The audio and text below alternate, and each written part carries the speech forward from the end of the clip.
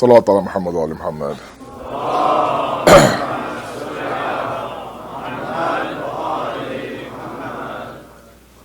أعوذ بالله من الشيطان الرجيم. بسم الله الرحمن الرحيم.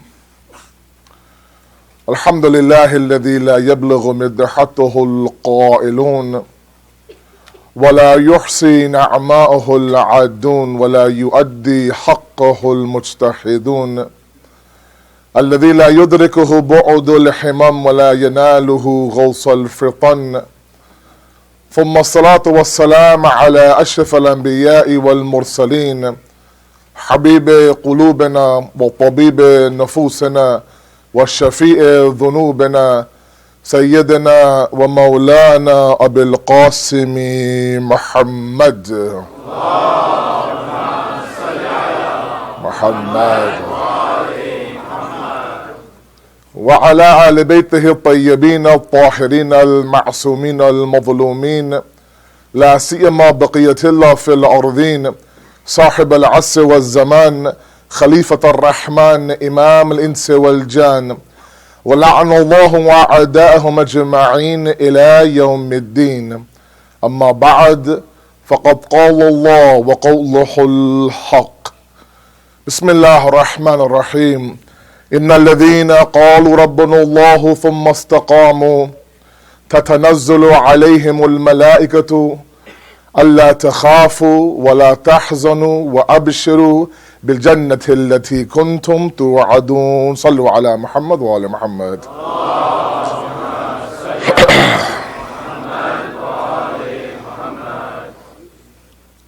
Imam Hussain, the embodiment of resistance, has been our ongoing topic. Tonight is lecture number 5. We have, from day number 1, attempted together to establish that in Islam, the equation is very simple. Resistance equals victory. And we have tried to establish that using different various Quranic ayat, seerah of the Ahlul Bayt, logical explanations. We talked about the fact that when you have multiple paths on your way, and the idea that there is a path that might be easier for you to take, however detrimental for you, the resistance comes when you ignore that path and you take the path that's less traveled. And the ayat that I have been continuously reciting for all of you in the khutbah from Surah Fussilat is an ayat that is encompassing this message. When Allah subhanahu wa ta'ala says, surely those who claim verbally, who say, قَالُوا رَبُّنَ اللَّهُ, who say, our Lord is Allah, ثُمَّ اسْتَقَامُوا, and then of course they persevere, they resist, they stay on the path. They are people who should expect what? تَتَنَزُّلُ عَلَيْهِمُ الْمَلَائِكَةِ. These are people who should expect the descension of angels to come down onto them with a very clear message. Allah takhafu, don't be afraid of anything. Wala tahzanu, don't grieve over anything. And while I'm giving you good news as well, let me give you bisharat of what? Of this bil jannati allati kuntum tu'adun. That because of your istiqamat, this jannat for you that we have promised to you is now yours. All because you resisted the urge to go down the path that's easier. And we have taken Imam Hussein's mission, his message, his movement from Medina every step of the way, from the 28th of Rajab to 2nd of Muharram, to say he went out and he chose the path that was at that moment less traveled. In the process, he becomes the embodiment of resistance. We mentioned a few nights ago that everybody from his closest companions to his own family members, people he respected, he would consult with, all of them told him one by one, don't go towards Kufa. Stay in Medina, don't give bayat, that's fine. But be part of the silent majority. He says, I do tuf on that kalam. I reject that kalam wholeheartedly. How can I sit here in Medina knowing full well that something like Yazid ibn Abu Sufyan ibn Muawiyah is a Khalifa of Islam? And he went with a handful of people. So we have now opened up the topic of resistance. Because now if we understand that resistance, of course, is victory, Imam Hussain is the embodiment of resistance, and we now are on these crucial days of the first 10 days of Muharram, where we have to take something back with us, and not continuously make this an annual tradition, then we have to now explore resistance in Islam. I talked about the idea there's outer resistance of an enemy, and there's inner resistance of that inner enemy as well. And this battle that my youth are in almost on an hourly basis, where there's a crossroads, another crossroad, if you don't have resistance, you take the path that everyone else is taking. And right now we live in a society where the abnormal dimensions of a society in Islam have now become the normal dimensions of a society today. And the norms of Islam are the abnorms of this society. It's getting worse and worse every single day. Inside your kids' schools, inside the workplaces, on the streets as well. If we don't have this power of resistance, we will be inhaled and swallowed by this society. We've lost too many youth, too many generations, for us to sit aloof and hope and pray that the little that we do is enough. It's now high time that we develop the power of resistance inside of us. And yesterday, I talked about the fact that yesterday, today, and tomorrow now, the middle portion of our Ashra will look at those skills that we need to now inject ourselves with resistance. And we talked about something yesterday called emotional intelligence. Those of you who are with me.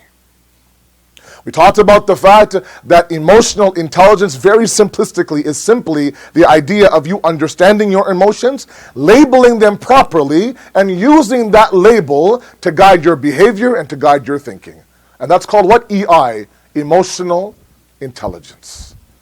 We give examples of Amir al-Mu'mineen in the Jung of Ahzab and Syed al-Fatima during Fadak, of individuals who were able to be intelligent when it came to their emotions, recognizing what the true emotion is. Sometimes on the outside we're furious, we're angry, but on the deep inner dimensions of our kingdom, it's not anger, it's fear. Instead of treating the fear, we treat the anger. In the process, there's chaos. And when there's chaos, you become somebody who's at the whim of your what? Of your instinct. And instinct requires or delivers three different results. What were they? Flight, fight, freeze. Asad. Flight, fight, freeze. Flight meaning to fly away from the situation. Fight meaning to stay and resist. Freeze meaning to do nothing at all. If we don't have that emotional intelligence, when we should be fighting, we flight. When we should be flying, we freeze. And then chaos ensues. That was up until tonight. And those of you who are with me from day number one, get used to this. I will recap our lectures every single night. That's just what I do, I'm sorry. Today, we continue the process of developing resiliency inside of us. I mentioned the very first night that we will interchangeably use these words, resiliency and resistance. Tonight we talk about the second ingredient, and that being impulse control. To avoid being impulsive individuals. To avoid making impulsive decisions in our life. Okay? Impulsive decisions never or hardly ever turn out to be good decisions. Usually once you take the path of the impulsiveness, the path that follows is that of regrets. And we have now lived in a society where this topic now was discussed in this very center on this very member last year, known as instant gratification. And we live in this era where everything has to be instant.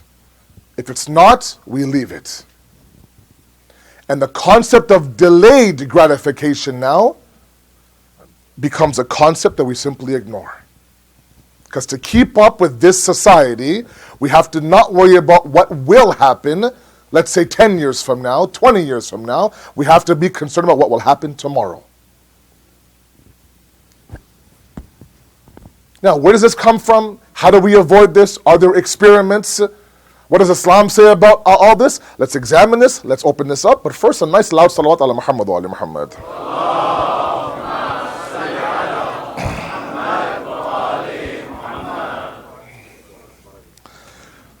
I don't mean to give all of you a little class on neurology. I'm the last guy to do that. And those of you who know a little bit about the brain, I apologize for my ignorance.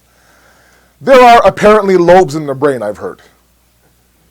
That's the rumor around town. And the lobes have various different purposes. And frontal lobes are different from the lobes that are in the back.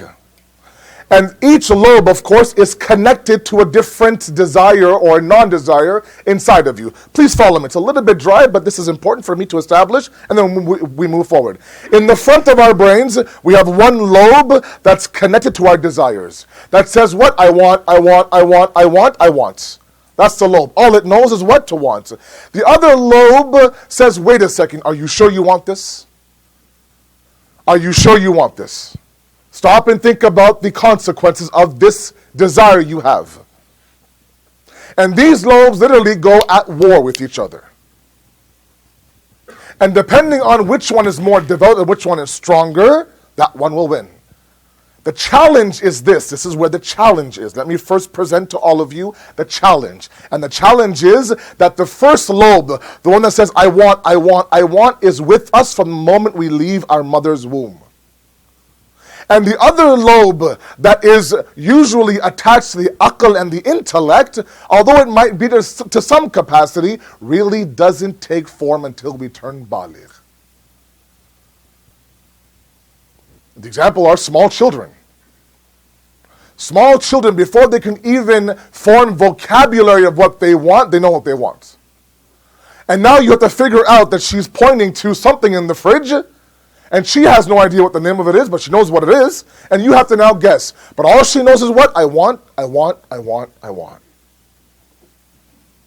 My 2-year-old wakes up in the morning, I pick her up, and she goes, Baba, and she points, and I follow the point. And then we open the fridge, and she sits there, and I show her one by one, do you want this? And she says no. Do you want this? She says no. Finally, when I give her what she wants, there's a huge smile on her face. And she sits on the ground for some odd reason. That's how I know she's ready for that meal. But all she knows is she wants, she wants, she wants. Now, usually, it's a sugary treat in the fridge. Right? Very, very seldom do I see her point to carrots for breakfast. She wants something that is either of a brown color, which is chocolatey, or something that's high in sugar. The other lobe that's telling her, look, it's not good for you to start the day off with sugar. It's going to give you a stomach ache and this and that. That, of course, is shut off right now. All she knows is, I want, I want, I want. And this lobe from day number 1 with us is with us every step of the way. And if we feed it enough times, it becomes a beast. And it gets bigger and bigger and bigger.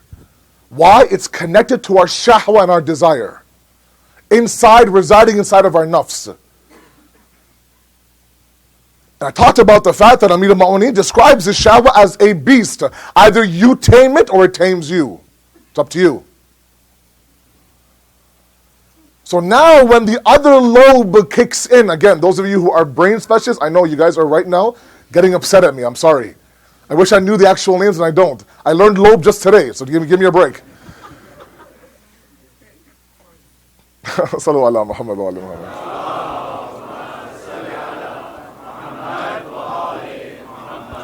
Now when a person becomes baligh, please follow me for a second. Now what should happen is, in the eyes of Allah subhanahu wa ta'ala, they're intellectually mature now. They become responsible for their decisions. They'll be held accountable at the tender age of what? 16 or 10 years old. You and I might think, bacha, he's a small kid, it's okay. But Allah's saying, no, she's not. She's a 10-year-old, mature, responsible sister who will be held accountable for her decisions. Why? Because that lobe that's connected to her aql now has begun to now develop. And where the training comes about is for this lobe to come in and begin to train the other lobe. That you may want what you want, but I'm here to tell you what's good for you, what's not good for you. It's better that you wait a little bit. It's better that you don't wait a little bit. Now, you can imagine now, this is a very, very silly example. But if at the age of 15, 16, 17, my brothers were at that age, and now you're really flowing with this baligh thing, you're mature now, you're into your teens, you think you're a big man on campus. Now what ends up happening is this war ensues between the lobes. If you've been feeding that lobe that wants and wants and wants since your day number one, it's become a huge beast. And now comes the intellect, which hasn't been fed at all. And they're in a boxing match together. And the lobe that's I want is a 500-pound massive human being. And the aql is this small scrawny saying, look, don't do that, it's not good for you. He'll say, what do you mean it's not good for me? And he'll swallow the intellect. And what ends up happening is that we become individuals who are instinctive and animalistic. And the aql either dies away or weakens. It's still there, but it's completely ineffective. That's my class to you on neurology. You're welcome. Moving forward now, understanding the reality of it, we have to also understand, where does this need of ours come for instant gratification? I was watching a TED Talk on this very issue, on the effects of instant gratification. And they're talking about developing this in children at a very, very young age. Now, you might think this example is a little bit overboard. So do I, but it kind of fits in our discussion. She was saying that, for example, your 6-year-old child draws a picture, okay? And brings you that picture, said, Baba, look what I draw. Look what I drew, Baba, look. And you think, oh, wow, that's great, mashallah. Take a picture of it, put it on the fridge, and she's gone. And the person conducting the TED Talk says, don't do that. That's the worst thing you could do. What you've done, and please follow me. What you've done is you have given her the outcome and rejected the effort. All she wanted from you was the applause, the hug, the shabash. Her picture now mounted on the Mountie fridge. Well, now every time I go to the fridge, Baba goes, Mama goes, they'll see my drawing. If it makes the fridge, it's a good drawing. And you haven't really promoted the effort. You've went straight to the outcome. A society that lives on instant gratification strips its society of the effort and presents the outcome right away. And when that outcome is not there that we want, we leave it. Whereas Islam says, forget the outcome for a moment, focus on the effort. Your job is fariza. Allah's job is natija. We have it swapped sometimes. We won't do the fariza until we are guaranteed of the natija. Show me that carrot first, show me that candy, show me the heaven, and then I'll worship you. You know what Imam Ali says, these people are what? They are the tujar with Allah subhanahu wa ta'ala. Businessmen. I'm selling you my worship. Here's my fajr, here's my zohar, here's my fasting, here's my khum salah. And what I want from you now is heaven. I'm selling, you're buying, you're selling, I'm buying. Let's make a deal, God. But I want you to guarantee me that heaven first. One of my teachers in the house had told me a story about a father who approaches his son and says, son, if every single night you come to me and you recite Salatul Layl, I will give you 10,000 tamans. That's not a lot of money, don't worry, guys.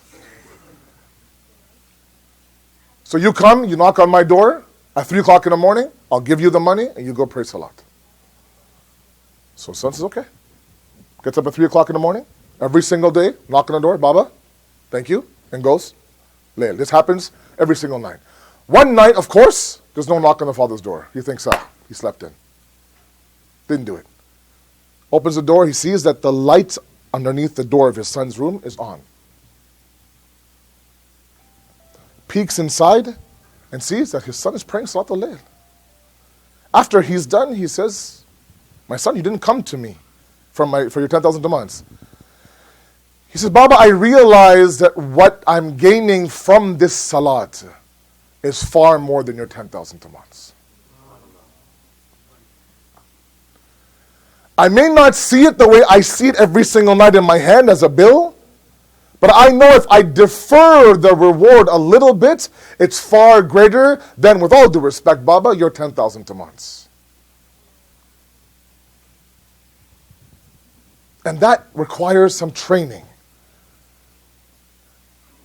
Because the problem is this, and again, I'll present to you the problem. We live in a world, and sometimes we live in an inner bubble as well. This pseudo-utopia that we create for ourselves, especially my youth out there.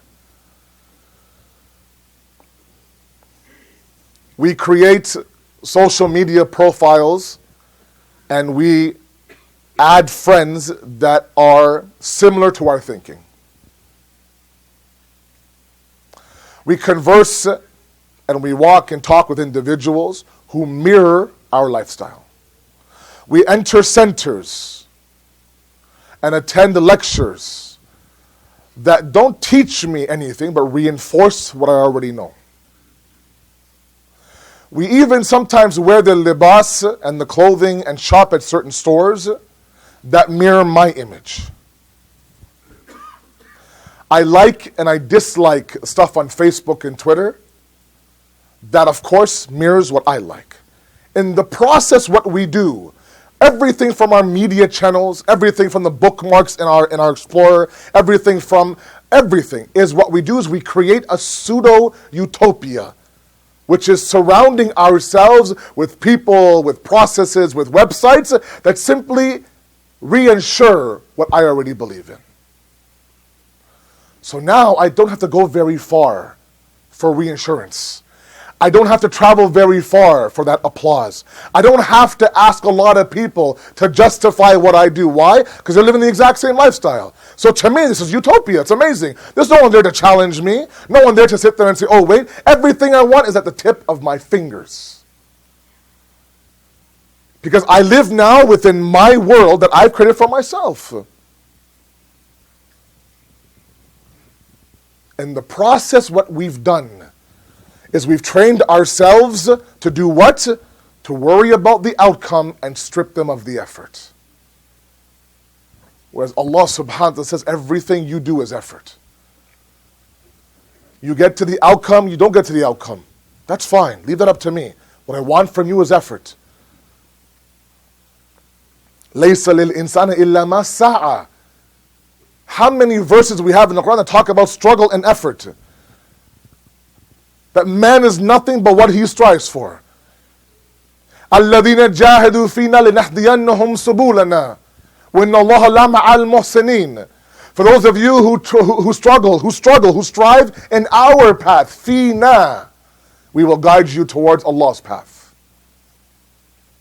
يا أيها الذين آمنوا اتقوا الله وابتغوا إليه وسيلة وجاهدوا في سبيله لعلكم تفلحون. If you want to be amongst those who are successful, 3 qualities: piety, seek Allah's nearness through a wasila, and number 1 is struggle. Strive hard.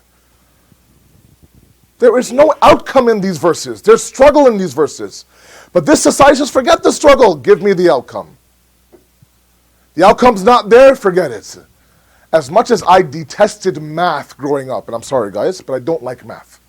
Because I was never good at it, I'm sorry to say. Even the words calculus and finite, they just get me upset. Okay? The one thing I like about math, though, and this blew me away the first time my teacher did this, I think I was grade 7 or grade 8. I had the wrong answer, but I got some partial marks for the question. I said, wait a second. The answer's wrong. There should be a big X. There wasn't. Of the 3 possible marks, I think I got 1 of them. I went to the teacher. I go, look, because I was a very honest young boy, right? I said, you give me 1 extra mark, for teacher? I go, what's going on here? He goes, look, I'm giving you marks for the fact that you're showing me how you're getting to the answer. The effort I am rewarding. The outcome might be wrong, and you'll get the outcome eventually. But the effort that you put forth, line 1, line 2, line 3, that's what I am rewarding for you. And that's the beauty of math. That you started off on a good path. Somewhere you should have added where you subtracted, and somewhere there's some party that was done. The outcome wasn't important. The fact that you showed your work was important. Allah's no different. The outcome is in His hands. Let Him do His job, we do our job. But this society strips of that effort. And everything becomes instant. If I text you, I want an answer in 5 seconds. Otherwise, where were you? I texted you 5 seconds ago.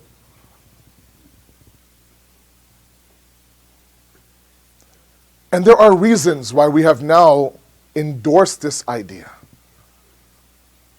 And let me go through one reason. Sallu ala Muhammad wa ali Muhammad.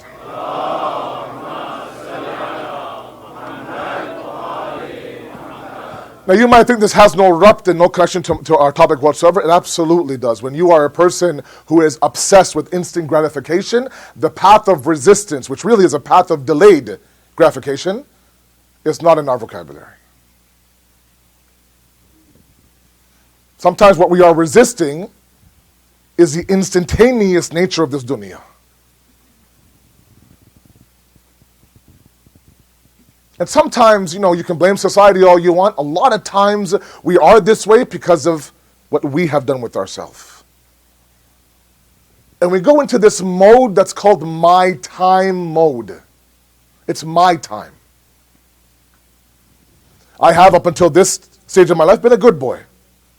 All my friends around me have these horrible habits. All my friends around me go here and go there where they shouldn't. I've resisted that urge. I haven't picked up this bad habit. I don't frequent this area of town. I don't do this with this person, etc., etc. And then when you slowly start to see the fact that, wait a second now, they look like they're having a blast, and I'm sitting at home twiddling my thumbs. And then you go into this pity mode, this victim mode. You go into what's called the my time mode. It's my time. If I want to have a tub of ice cream, I'm going to have it. It's my time. If I'm going to wear clothes I shouldn't wear, I'm going to do it because it's my time. If I'm going to go somewhere with someone I shouldn't be going, I'm going to do it because it's my time. I'm tired of being the good boy. It's my time. How come everyone else can have their cake and eat it too and I can't? And then we become somebody who's instinctive. Somebody who simply says, I want this, and you go out and you do it. Because what you've done in the process now is you slowly start to replace Allah as your Lord and make your nafs your Lord. Your nafs says jump, you say how high? And this society will preach that to you. This society will tell you that what? Nobody has the right to tell you you can't do this, you can't go here, you can't love this person. Love whoever you want. Marry whoever you want. Eat whatever you want, wear whatever you want, no problem whatsoever. Someone can't come here and put these restrictions on you. You're a free person. In the process, what ends up happening is you make your lowly desires your Lord. And the Quran warns us about that. Have you seen those individuals who have made their lowly desires their Lord? The ayat I've read for you now twice in these 5 days. فَصِيرٌ فِي الْأَرْضِ فَانْظُرُوا كَيْفَ كَانَ عَاقِبَةَ الْمُكَذِّبِينَ. Open your eyes, look around you. Look at where these people who have entered the world of instant gratification have ended up. Lamar Odom signed a contract for $58 million with the Miami Heat. Sorry, it's a sports example. 2-time champion with the Lakers. Okay? Nothing this dunya he can't have. Fighting for his life right now in the hospital. Found unconscious in a disgusting place with pink liquid coming out of his nose and out of his mouth. Every drug possible inside of him. This is a millionaire, a billionaire perhaps. Robin Williams, world-renowned actor, comic. His movies gross billions of dollars. The man is found hung in his closet with his own belt, suicide at the end of his life. Michael Vick, best quarterback in the NFL at the age of 20. A $20 million contract with the Eagles. He had a future that was brilliant. He resorts to gambling. His career is ruined. He plays, he's not so good anymore. Fandhuru. Fandhuru. Look at what these people are. You're bound to create a beast inside of you that not even you can feed anymore. And what ends up happening is, I'm sorry, exactly what this world sees right now. You create a baby, you feed that baby, you bottle that baby, you raise that baby, and that baby becomes a grown man. And that grown man turns around and does what? Attacks you.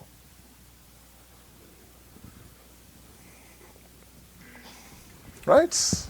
You make bin Laden part of your CIA. You groom him as your child. You make him your son. He becomes a target. You make Saddam part of your ally. You feed him weapons to attack Iran. You do all this, and then you drag him out of a hole in Tikrit. You feed Taliban. You feed Al-Qaeda. And one day now you knock on the door to Iran and say, can you please help us with ISIS? That's your son you've made. He's now turned around and attacked you. Why? Because you fed the beast to the point where now you can't control him anymore. And we do that sometimes internally. Unless and until we have the power of resistance. And sometimes we're not resisting any superpower, any government, any president. We're resisting who? Ourselves. Ourselves. It's hard to say no to 1,000 people outside of you. It's very difficult to say no to yourself.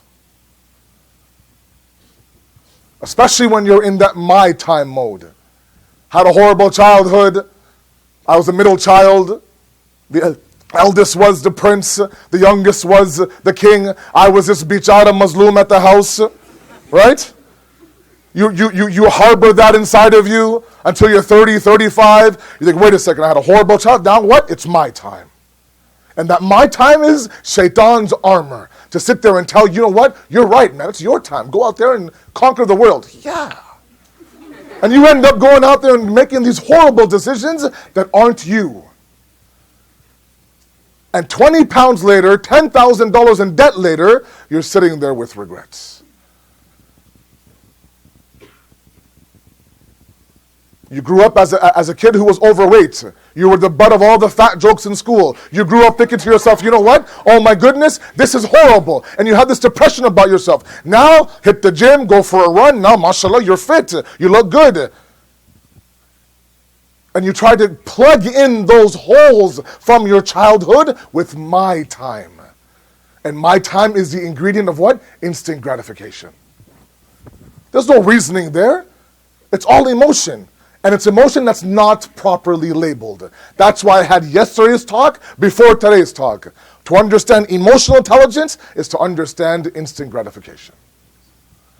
If you can't grasp that emotion inside of you, then you are all over the place. We all are.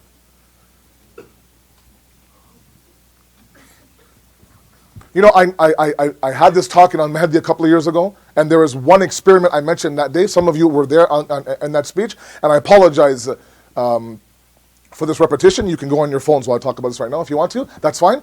Something called the marshmallow experiment. Very famous. Very famous.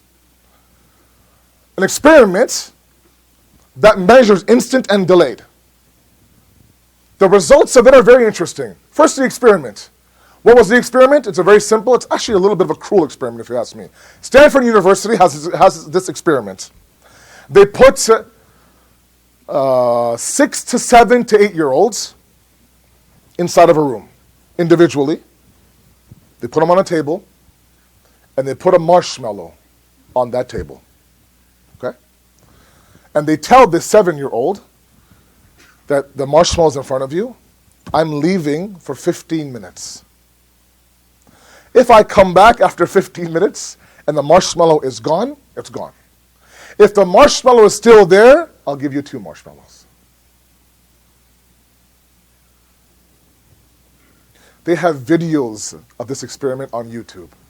These small masoom children at 6, 7 years old, the moment that door closes, you should see their face. There's one kid who hid underneath the table for that 15 minutes.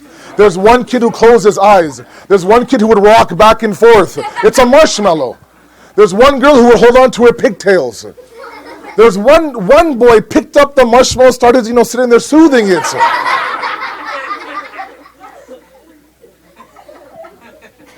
And there were some who flat out, the moment that they closed the door, they ate the marshmallow. The idea was, can you wait 15 minutes? If you wait 15 minutes, you have a better reward for you waiting for you. If you can't, you have this reward, fine, no problem.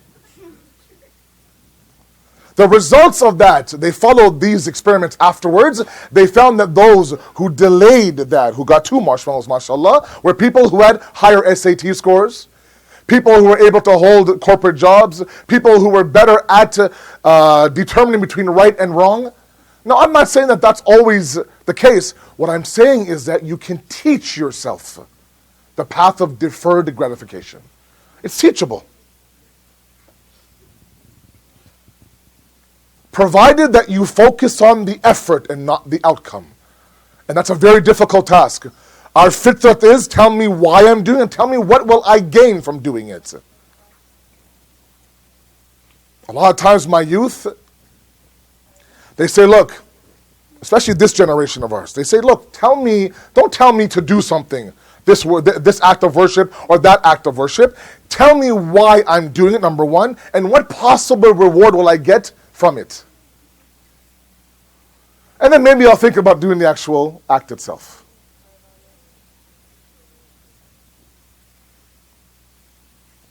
And though that level of questioning is incomplete,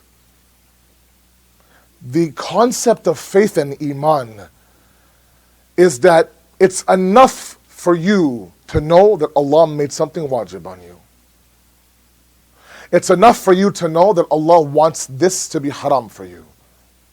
Now, whether or not that you understand the hikmah behind it, that's not a prerequisite for you to do the actual act. My Allah wants it, it's enough for me, I'll do it.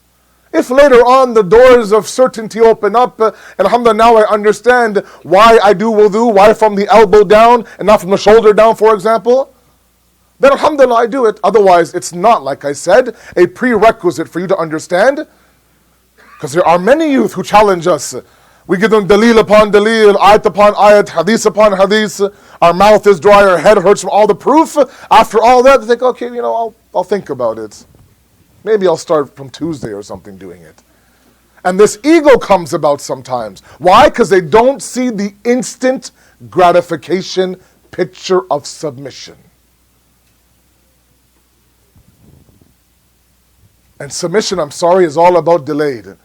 Allah says invest in your future, invest in your grave, invest in your akhirat. And yeah, sometimes He shows us a little bit of the reward. He gives us the one marshmallow in this dunya, and that should suffice. But we should understand that Allah is so kareem that He has something else waiting for us in that world. We just have to get there. And part of it is to understand that my job is the effort, not the outcome. Because the path of resistance is the path of effort, not the path of outcome. Like I said before, there are many times where Muslims, many times where the Sira of the Ahlul Bayt, they might have apparently lost a war, but the battle was won by them. Some can very easily say, look, the war of Karbala was won by Yazid. Imam Hussain was killed. Imam Hussein's head was on a spear. Yazid celebrated. Maybe the war was won, but the battle of Karbala was not won by Yazid. We are in daily wars, but don't lose sight of the battle. The battle is what? Resistance. The wars we might lose and might win, that's okay. We might even get a little bit of reward. But once we resist, there's a delayed reward that's far greater than anything this world has to offer, waiting for us. It requires us to train ourselves. Ask yourself, am I in my time mode? Am I in pity, boo-hoo, victim mode? Have I now trained myself to think, you know what, unless it's instant, I reject it?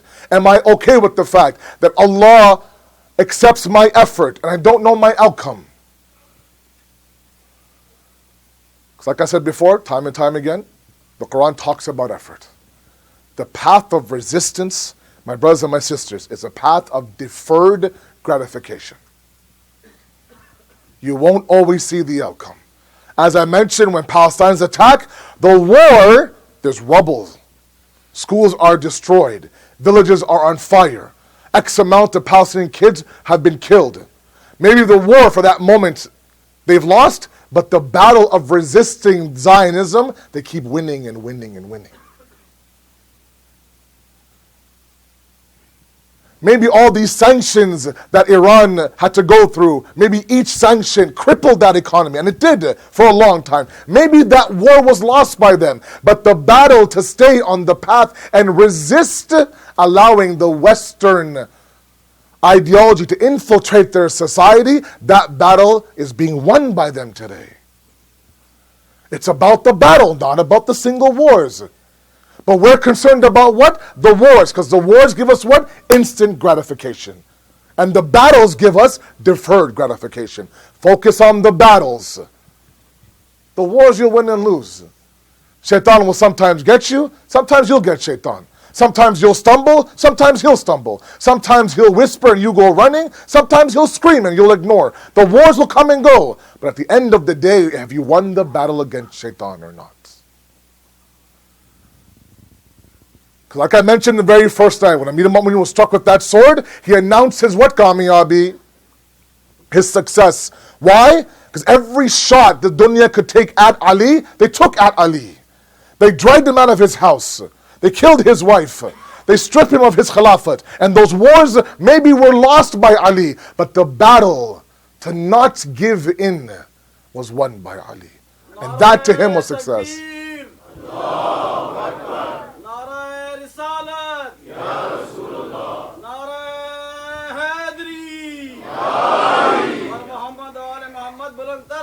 Allahumma salli ala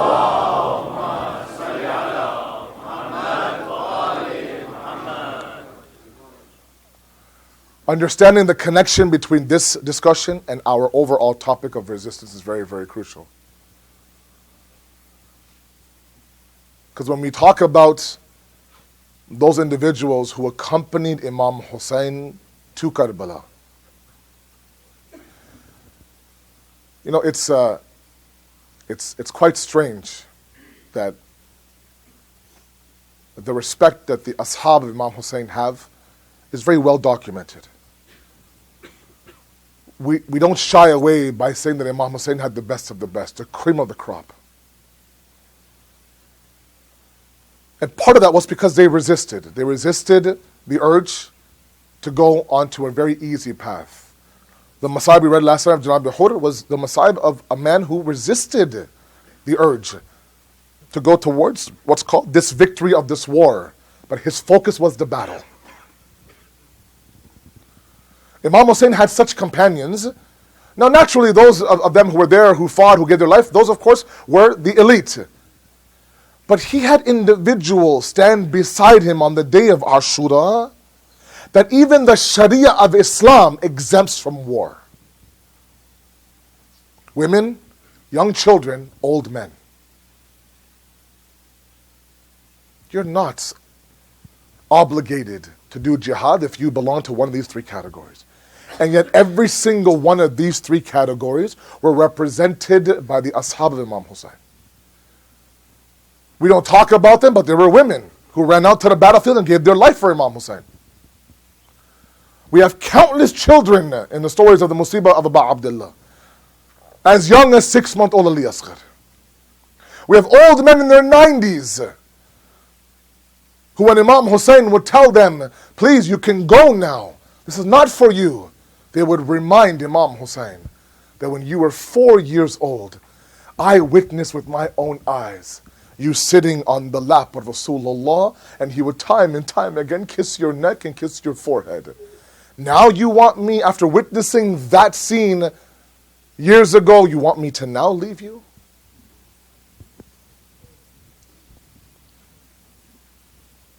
And he had these warriors beside him.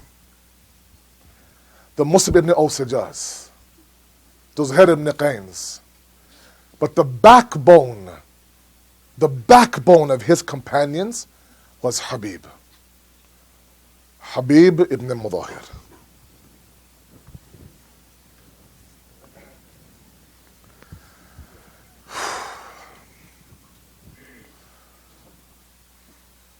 From day number one in his life, Habib had immense love for Imam Hussain.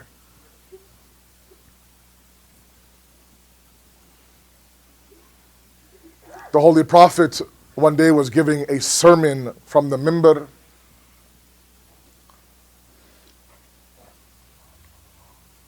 And after he was done, he asked one of his companions, he says, there are some children in the back who are gathered. Can you please bring me the son of Madhahir?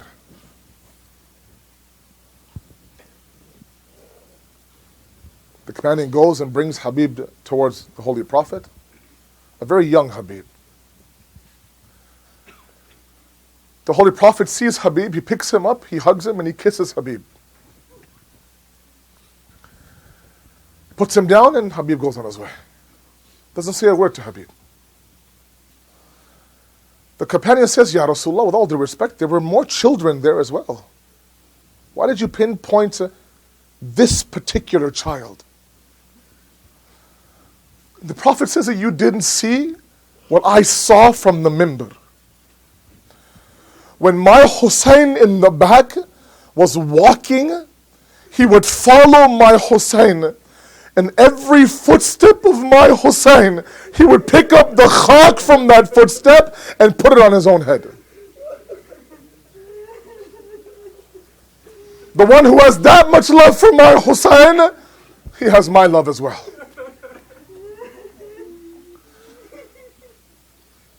The Qafila now has reached Karbala. 5th Muharram, 6th Muharram now begins. And different armies from Kufa now are coming and being, sent by Umar ibn Sa'd and sent by Yazid to come. And now they're arriving in Karbala slowly. And as each army enters the Maidan of Karbala from the Kuffar side, they of course come with trumpets. They announce their arrival. It's very obvious that another group now has come to confront Imam Hussain. And with every single time there's some commotion on that side, Bibi Zainab summons Fidda, says, Fidda, find out what's happening outside. She says, Shahzadi, there are some armies that are coming from Kufa. And now they're building in the thousands. When finally Bibi Zainab approaches Imam Hussain and says, Bhaiya, there's thousands and thousands over there. Do we not have one individual who can come on our side to help us? Do we not have one individual? And Imam Hussain says, yes, we have one individual. And he begins to write this letter to Habib, requesting him to come to Karbala. Habib is in Kufa, at home with his family. There's a knock on the door. Habib comes to the door and says, who is it? The voice from behind the door says, Ana Buridul Hussain.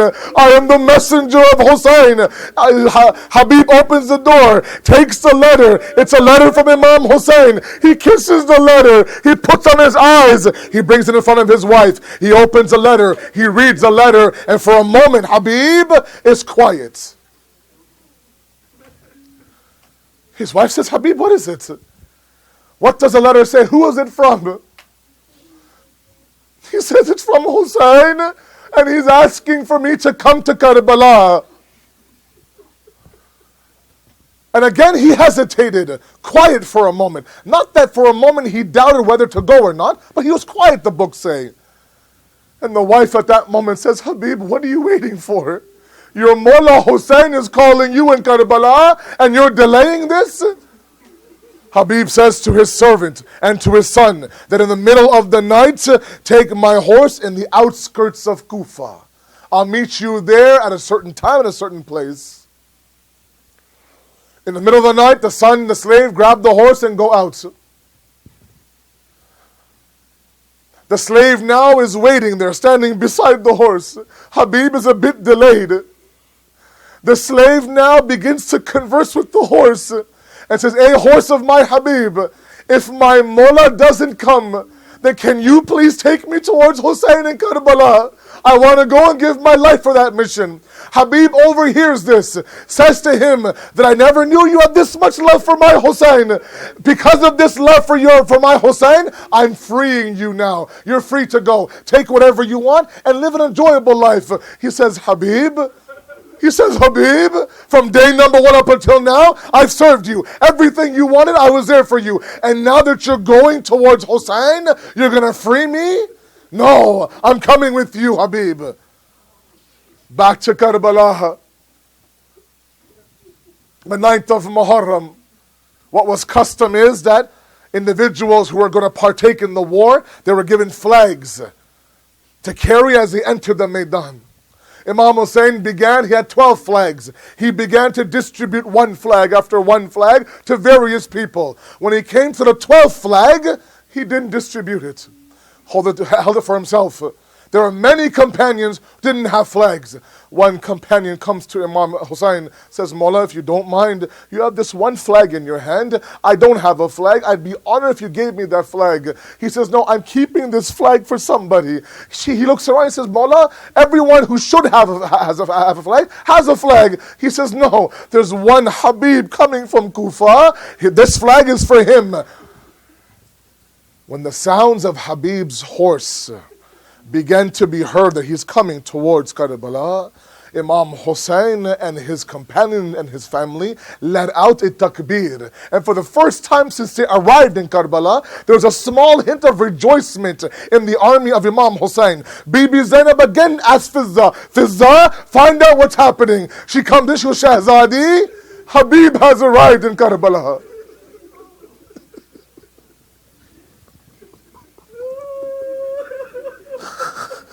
Bibi Zainab says, Fizza, can you please go and tell Habib that Zainab sends her salams to him? Fizza goes out, says, Habib, the daughter of Fatima, sends her salams to you. Habib falls to the ground, picks up the khak of Karbala, says, what day has arrived on the women of the Bani Hashim that someone like Shahzadi Zainab is sending her salams to someone like me? Habib gives his life on the path of Imam Hussain. On the 11th of Muharram, when this qafila now is ready to go, one mal'oon ties Habib's head to the end of a rope and begins dragging the head in the sand. Finally, one person says to the horseman, leave the head alone and just bury the head.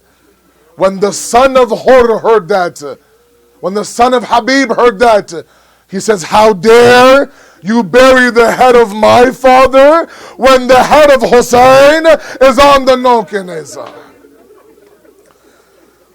سيعلم الذين ظلموا أي منقلب ينقلبون إنا لله وإنا إليه راجعون. ماتم حسين يا حسين يا حسين.